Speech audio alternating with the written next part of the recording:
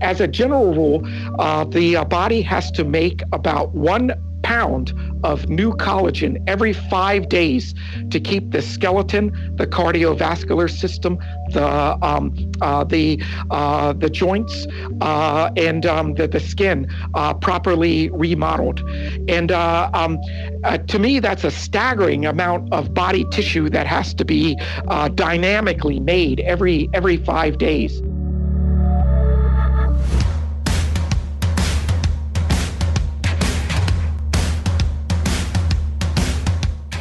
Hey everyone, welcome back to the Holistic Navigator podcast, where we believe in the body's ability to heal itself if it's given the proper nutrients and care it deserves. My name is Brian Strickland, I'm the producer of the show, and here with me in the studio as always is our host Ed Jones. On this week's episode, we're talking all about collagen, what it is and why it's important, and how we can actually stimulate collagen production with a little help from a specialized supplement called BioSil. We've got Richard Passwater Jr. joining us, and let us be the first to tell you that this guy knows his stuff when it comes to collagen. He works for Biominerals NV, the Belgian company that manufactures BioSil, and he's got a couple decades worth of experience in the supplement industry. We've got a lot of ground to cover today, so let's go ahead and jump right into our discussion. Here's your host, Mr. Ed Jones. Thank you very much, Brian. And yes, we have another exciting podcast today on the Holistic Navigator. You know, I have spent my entire life professionally for 42 years learning deeply the impact of what can certain nutritional changes, supplements, lifestyle, body hacking can do and offer the potential of our human body.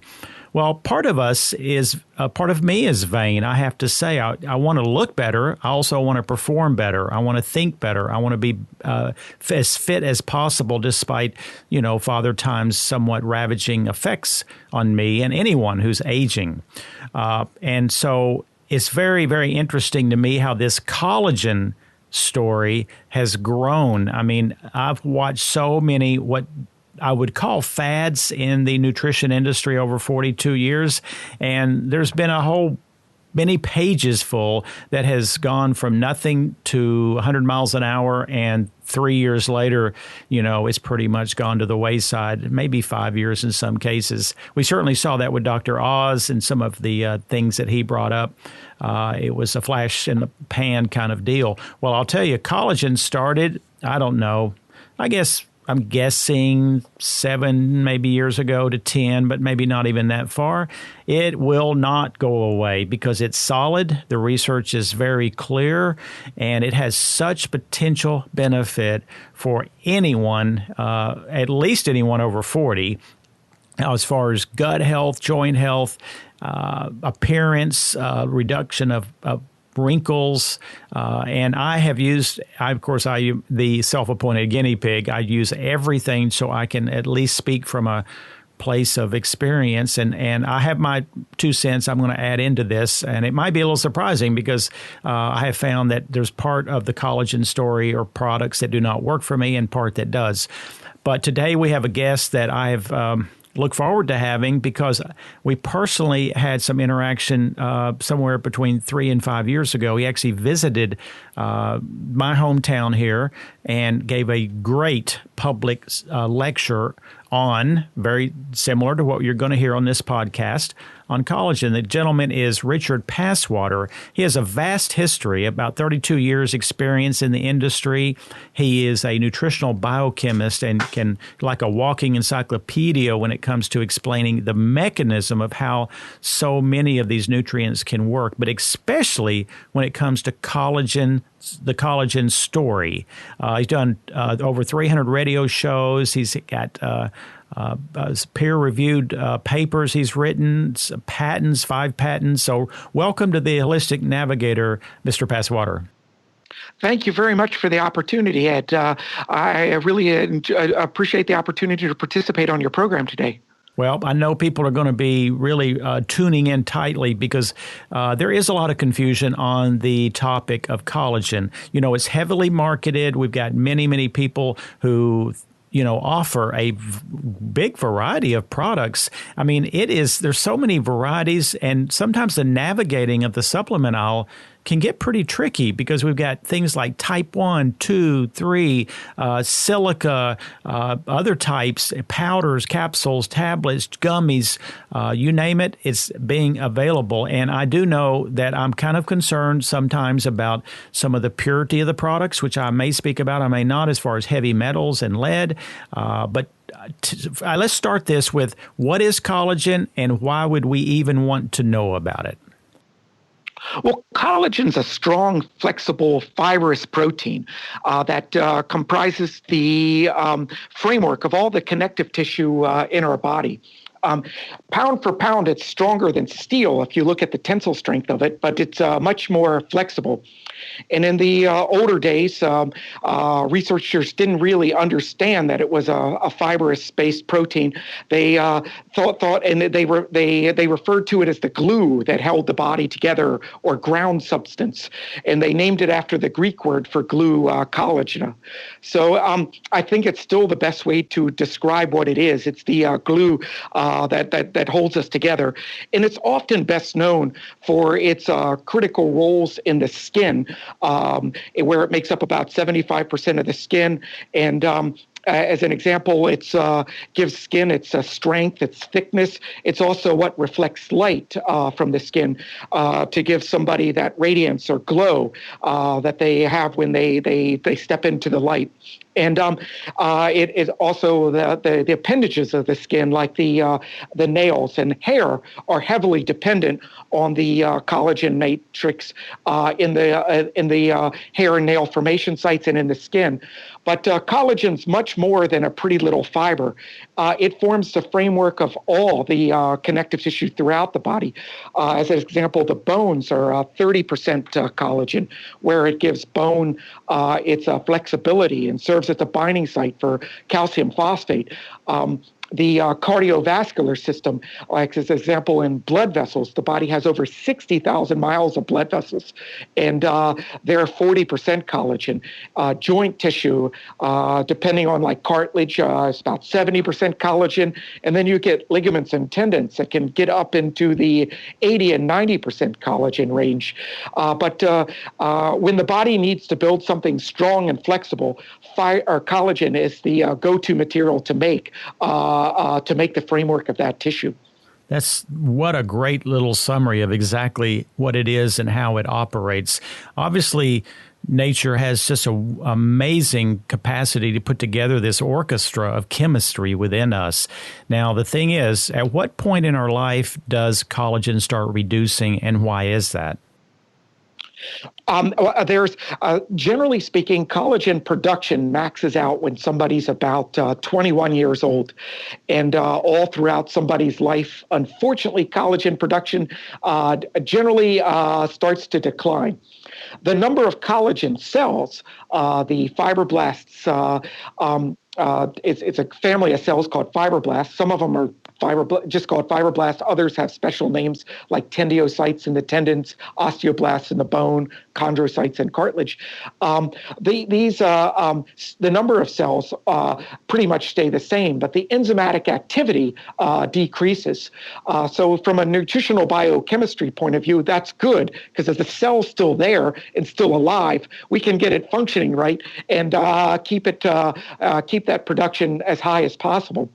Also, as we go through life, we tend to do more things to destroy collagen. Things like stress hormones like cortisol can destroy collagen. Homocysteine, metabolism of the amino acid methionine can build up if people aren't eating enough B vitamins, and homocysteine destroys collagen. Free radicals and sugar through a glycation reaction can destroy collagen. So it's a factor of less collagens being made and then more collagens being destroyed. So on average, somebody loses about 1% of their collagen per year all throughout their life. Wow, that's probably applies to the majority of all people because, of course, aging itself is going to put us at a higher risk of most things not being optimal any longer. It's interesting that you say homocysteine. I just actually, and I'm better at giving advice than sometimes taking it, but I did a lot of blood work last month, and I had really pleased with how all my numbers were. I'm honestly not bragging, but they were generally what I would see in a 20-year-old, because we do a lot of blood testing here locally. But the one thing that was elevated at a 13.8 on homocysteine, and so I've taken some steps and measures to reduce that into at least single digits. I never knew homocysteine would destroy collagen. I do know of all this other negative effects, so especially with the MTHFR gene and whatever. And also, you just taught me something. Had no idea that collagen reflects light out of the skin. No wonder that my 1-year-old grandson has skin, and like most kids, that are just gorgeous. It's like a artwork, and yet at 40, you can see such a difference. And then at 80, there is no reflective quality. So, I know that people listening are like, wow, this is not something to take lightly. This is really huge. And also, when I talk about osteoporosis, which I have for decades, I always make the point that calcium is not the answer to osteoporosis, because collagen makes up so much of the bone, because that's what creates the strength of the bone itself. It doesn't matter how big the bone is if it's brittle, and that's where the conventional medical model just, again, falls off the wagon. So let's talk about, okay, we understand the value of collagen. Actually, we know for sure that we need to do the best we can to maintain it, or we are going to suffer the outward appearance and also the inward weakness of the body. So what is the next step people need to probably know in order to help maintain and build back some of this collagen? Well, collagen tissues are constantly being remodeled all throughout somebody's life. The homocysteine, the stress hormones, glycation, free radicals, and also wear and tear wears down these structures. And then the fibroblast cells or similar cells will make enzymes to destroy damaged collagen, to clear it out. And then the body's continually, all throughout somebody's life, trying to make new collagen to keep remodeling or rejuvenating these tissues. And it's a very energy dependent process, an enzyme dependent process. And as a general rule, the body has to make about 1 pound of new collagen every 5 days to keep the skeleton, the cardiovascular system, the joints, and the skin properly remodeled. And to me, that's a staggering amount of body tissue that has to be dynamically made every 5 days. And the process starts by the linking together of amino acids in a very specific sequence that's determined by our DNA. And then there's a series of enzymatic reactions that sort of process, in a way, the initial amino acid chain, called an alpha chain, and form a triple helix structure out of it, and then link those triple helix structures together millions of times over to form first a fibril and then a fiber. So it's important to start with having adequate protein intake, because you need amino acids for the body to use to build the collagen structure. And then you need nutrient cofactors to activate the enzymes that are going to mature the collagen into the pro-collagen into mature collagen, functional collagen that can healthily rejuvenate those tissues. Now, what are the cofactors that people need to know? I mean, I'm sure it's nutrient-based. What are they? Well, the two biggest, in my opinion, that are often limiting factors are orthosilicic acid and vitamin C. There's at least 10 enzymes involved in collagen production, and 7 of those enzymes are dependent on vitamin C. And in my opinion, 6 are dependent on orthosilicic acid. And in the enzymes are powerful machines. They're sort of the factory worker in the body that create or destroy things. And in this case, we're talking about enzymes that are creating collagen. And they generally need 2 keys to turn them on. Generally, a vitamin or a vitamin-like compound key and a mineral key to turn them on. And the orthosilicic acid serves as a key. In my opinion, we're definitely in 4, in my opinion, 6, and vitamin C in 7. Iron is also important, and copper is another enzyme that's required in collagen production. But 2 I find that are often lacking, that really stand in the way, are the vitamin C and orthosilicic acid. Well, that's amazing. Now, the orthosilicic acid, most people would know that under the term silica. Is that correct? Yes, the mineral is called silicon, and the biologically relevant form of silicon is orthosilicic acid. Ortho means 1, so orthosilicic acid is a single silicic acid molecule. It's found in nature and mineral water. Then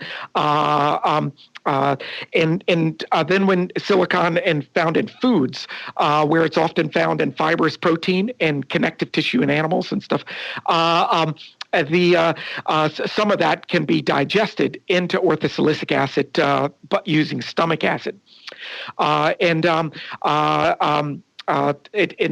unfortunately, as people get older, they have less stomach acid, and they digest less of the orthosilicic acid from the silicon in their food. And in my opinion, it's one of the reasons that collagen production often decreases as people get older. That's another big jewel of information, because on the Holistic Navigator, I've done many podcasts as far as the relationship between gut integrity and health and the downstream effects of what happens when it's not optimal. You really cannot be fully functional and optimal if your gut is not healthy. I mean, even Hippocrates said that thousands of years ago, that disease begins in the gut, but also healing does too. I am, believe it or not, I'm coming back with my memory now of when you were here somewhere between 4 and 6 years ago speaking. You talked about a brand called BioSil that you actually got me started taking that to a level that I had never done before. Now, of course, I take a wide variety of nutrients, and vitamin C has always been a key component, and I'm a huge believer in doing it multiple times a day to maintain blood levels. I'm now doing lipo type of C, which is more fat bound, so it lasts potentially longer, but I'll do a morning and afternoon and evening dose because of its multiple effects, especially during all this pandemic area that we're going through. You want to do all you can to make an immune system as strong as it can. But as far as the BioSil, and then after this, I want to get into the collagen powders because that's what most people take. But I can tell you from my own personal experience, and I think I remember you saying that, the bottle says take 2 a day, but there's absolutely zero concerns, and you can certainly clarify this if you do 4 a day. I've done 3 to 4 a day most of the time for the past few years, and I can tell you and we all, I think, get like this, you forget to replace your bottle when you take as many supplements as I do, and there's times where all of a sudden, like 2 months will go by and I'll say, I have not been taking BioSil, and I literally can tell a difference. How can I tell it? My joints are feeling a little bit more my age, but my skin and my nails, like I have to cut my nails without BioSil. I can just tell you, I cut them every 2 weeks. With BioSil, I cut them every 5 to 6 days. I now go get my hair cut every 3 weeks. Used to, I could go 5 to 6 weeks. And then the wrinkles are staying at a minimum, considering my age and the fact that I never use suntan lotion because I don't believe that I need to, unless I'm going to stay excessively out in the sun, and also believe the toxicity of most suntan lotions are worse than getting the sun anyway. So I'm kind of a walking testimony for BioSil. So taking double dosing is fine, correct? Yeah, it's we generally use 2 capsules a day in clinical studies with BioSil, but I've often run into medical professionals that recommend more. As an example, the famous dermatologist, Dr. Nicholas Perricone, recommends 4 a day. Sherry Rogers, who does a lot of work with, Dr. Sherry Rogers does a lot of work with rheumatology and different types of joint health, recommends 4 a day. I do some interviews with Dr. Garko. He takes 4 a day. It's common to take 4. I always suggest somebody take 2 because there's 20 years of clinical research showing where 2 delivers very nice results. But some people can benefit taking 3 or 4. Absolutely. I don't think there's any safety concerns in those doses. It's absolutely not. Well, good. And I do know there's many companies that make the silica type of product, and I have used a variety of them over the years, but I continue to come back to BioSil intuitively, and also the bulk of research seems to be so confirming that particular brand. So, and again, we're sponsored by nutritionw.com, which they have the online presence that anybody who needs to order something like that can order from typing in and go BioSil, BioSil. Now, most people don't do that. I know that at least in all the conversations I have and all the massive advertising, they're wanting the powders. And then when they look at the powder, they're always like, what does type 1 mean? Type 2, type 3, type 5, whatever. The concern I have, and I don't need you to probably address it unless you want to make a comment, because I want to inform people if they are going to buy powder, what would be the best probable way to do that. However, I did run across some research about a year ago that said that sometimes collagen powder will block the tryptophan pathway biochemically, and some people are having some anxiety issues, a little more anxiety if they already have a tendency. And I've actually found the powders were causing me to be more anxious. The BioSil never does that. And then secondly, I am concerned about the purity of many of these products being sold, because many of them are made, from the caged animals, the bad farming methods that are using terrible foods and probably the worst growing methods. Well, you are what your food eats. So if you are having a food like a chicken or beef that has been processed or grown incorrectly and given terrible quality foods, you are getting what they also consumed. And before I forget it, I am also, like I said earlier, the guinea pig. I'm at this point, I've been doing 4 weeks with a red light therapy using about a 630, I think, nanometer red light therapy, where I stand in this big machine 3 times a week, and it's supposed to also boost collagen. So I'm experimenting again with that. But let's go back to the powders. What is a person listening right now who's like, they've already bought a powder or they haven't bought one? What kind of advice can you give them as far as being a more prudent shopper? Well, in my opinion, collagen supplements and eating collagen and collagen peptide supplements. Peptide's just a fancy term for a short collagen fragment, a small collagen fragment, only a couple of amino acids long. And in my opinion, they serve mostly as a source of amino acids. When you eat proteins, your body generally breaks them down, digests them into the amino acids that they're comprised of. In some instances, if the collagen peptide supplement is small enough, the peptides may be absorbed whole.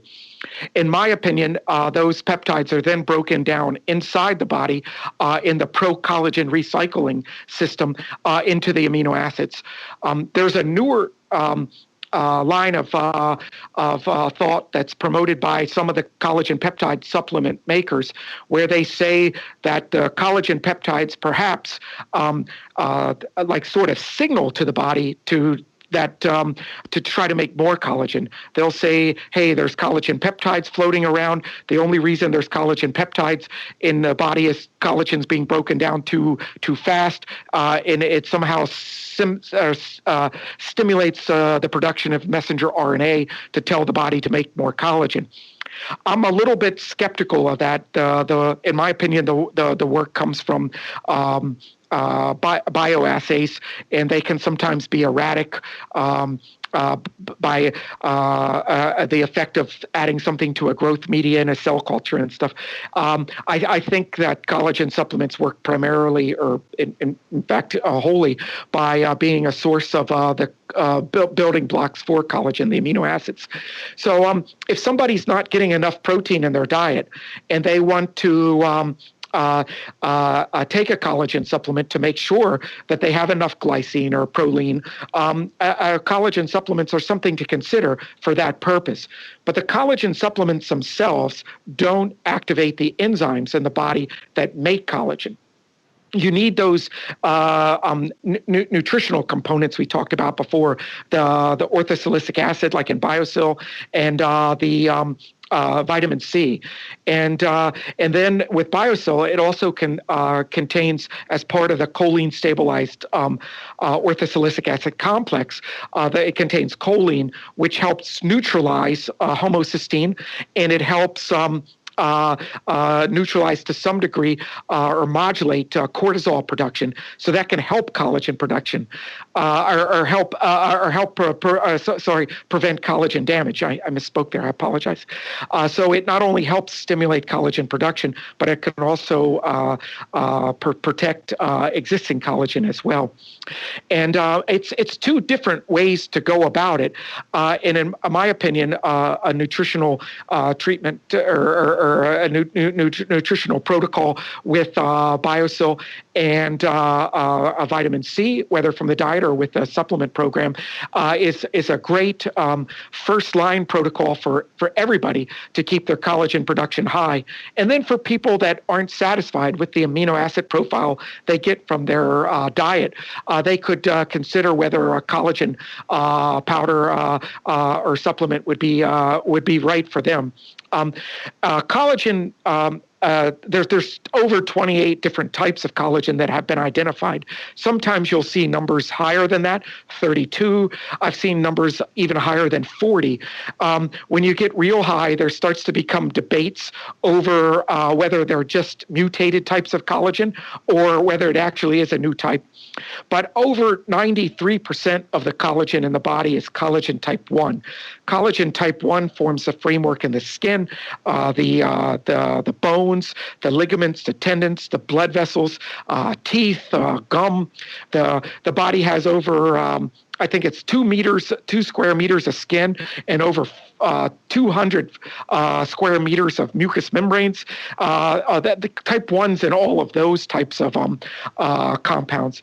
And type 2, type 2 is a spongier, slicker type of collagen fiber, and that's found in cartilage and in the eye in some places. And then type 3 is a variety of type 1 that the body can make very quickly. So as an example, if you, say, break a bone, the body tries to build as much, first it makes a blood clot, and then it tries to make as much collagen as it can to start to repair the bone. And it often, if it can't make enough type 1, it'll make a lot of type 3. Same in the skin. If somebody gets a cut, or the body will make a blood clot, and then it'll try to make as much type 1 as the body can. If it doesn't like the rate of the type 1 collagen being formed, it makes a lot of type 3 collagen. The type 3 collagen's easy and fast to make, but it's a lower quality. And the more type 3 collagen made, the more scarring that will occur. And so it generally makes a lot of the type 3 at first, in the first 14 days. And then for the next 2 years even, the body goes through a phase where it tries to tear down the type 3 and replace it with type 1. As the wound continues to heal. So the type 1 and type 3 are generally found together in the same tissues, and the type 3 sort of plan B collagen, where plan A, what the body, in my opinion, really wants to make is the type 1. So there's different types of tissues, different types of collagen that you'll see a slightly different amino acid profile, the way they link together, and is a little bit different, but they're more similar than they are different. And rather than getting caught up with the types of it, I think it's important that people eat enough protein and they eat enough or take enough of the nutrients that are required to activate the enzymes that take the proteins from their diet and help their body keep collagen, elastin, and keratin production high. Wow. In some ways, BioSil helps with that. BioSil can help the body make 4 of the most important amino acids in collagen, but still you need protein to work with. So in my opinion, vitamin C and BioSil is a wonderful collagen generating cocktail. And then collagen supplements, somebody can or cannot take or can, it might be right for them or they might not need it as a protein source depending on their other protein intake. So that's how I like to put the two in perspective. So ideally, and just to kind of summarize here at the end, if a person's body is relatively healthy, they can trust their own body. If they're supplying enough vitamin C and BioSil, the body with its intuitive wisdom will pick the right type of collagen probably to make during the needs of the body rather than trying to pick a particular collagen in powder and hoping for the best results. Does that sound like a wise statement? Yes, sir. That's exactly right. The body is the type of collagen is going to that the body makes is going to be specific, determined by your DNA for the purpose of it. And regardless of what type of collagen somebody eats, it's not going to change the messenger RNA templates being made from the DNA. Or change the enzymes that are being used to make that collagen. That's what a great, this is something that very few people would have any understanding because the marketing of collagen powders certainly doesn't discuss it because it's too complex unless you hear someone like you that's an expert that can explain it in layman's terms.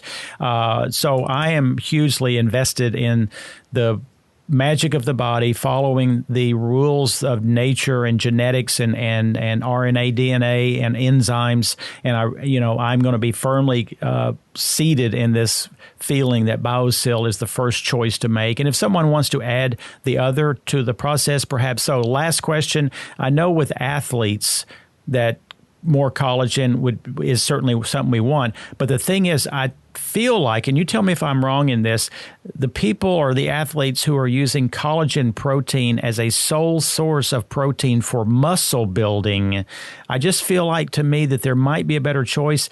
Let's just say they don't even care about collagen. Let's say they're 21 years old, but they just bought a collagen protein. Do you feel that that's as equal to a quality whey protein for their muscle building, or what is your feelings? Well, I definitely think, in my opinion, with the for muscle building, the whey protein would be a superior protein based on the amino acid profile in that. Also, collagen's not a complete protein. The pro-collagen's made, depending on the type, with 17 or 18 different amino acids, and then it changes to 19 or 20 amino acids in the mature collagen, and but it lacks essential amino acid. So if you look back into the 1970s, people used to use collagen as a diet supplement, and they would use it as a protein source, and it would as a sole protein source, it can cause dire health consequences because it's not an essential amino acid.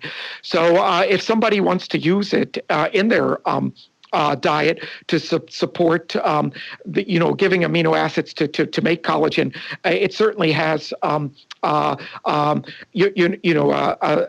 potential to use for that, but it's not a complete protein.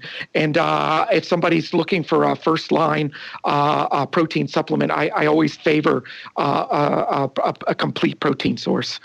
Well, you have been such a valuable lighthouse in the kind of some foggy areas here. And thank you so much, Mr. Passwater. And I hope the day will come where travels will be easier for everyone and we can get back to lectures, and perhaps you can come back to our hometown and thrill the crowd as you did several years ago. But luckily we have technology today that certainly can fill that need.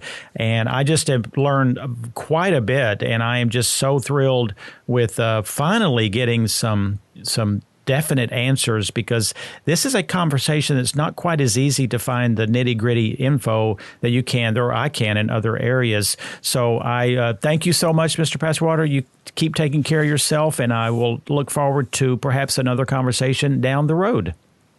I look forward to that conversation and coming back to visit with you, Mr. Jones. I really enjoyed my time there, and thank you for making this a very fun and enjoyable and educational process for me. I really like it.